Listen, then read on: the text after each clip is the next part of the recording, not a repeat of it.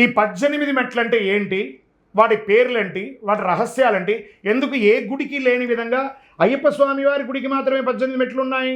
స్వామివారు బాణం వేస్తే పడ్డ దేవాలయాలు అచ్చన్గోవిల్, ఆరింగావు, కుళత్తపడి, ఎరిమేలి అన్ని చోట కూడా కిందనే ఉంది. కానీ శబరిమలలో మాత్రము ఆ యొక్క శిల్పి పెద్దగా కట్టేశాడు, చాలా ఎత్తైన పీఠంలో అయిపోయింది. మరి ఎందుకు అక్కడ ఉంది అని అంటే, స్వామివారేమో 12 ఏళ్ల పసిబాలుడు, ఆయన ఎక్కలేడు.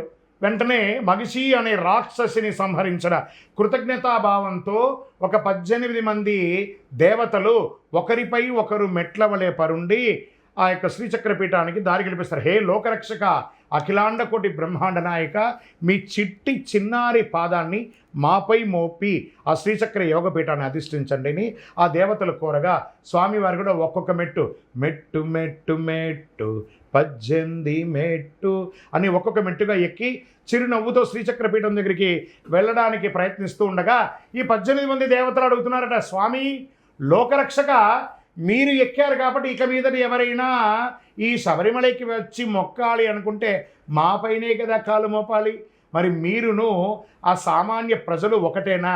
మరి కాదు కదా, దానికి ఏం చేయాలంటే మీకు సమానులుగా ఉన్న వాళ్ళు మాత్రమే మా పైన కాలు మోపాలి.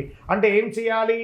ఒక మండలకాల బ్రహ్మచర్య దీక్ష ఉండి సదా సర్వకాల సర్వావస్థలందు మీ నామస్మరణ ఓం శ్రీ స్వామియే శరణమయ్యప్ప అని తారక మంత్రంను జపిస్తూ మీ పావనమైనటువంటి ఇరుముడిని ధరించి ఎక్కిన వాళ్ళకు మాత్రమే 18వ బడి మీద అర్హత అంటారు. తదాస్తూ అంటారు స్వామి. స్వామి అని అంటారు మళ్ళీ 18 దేవతలు.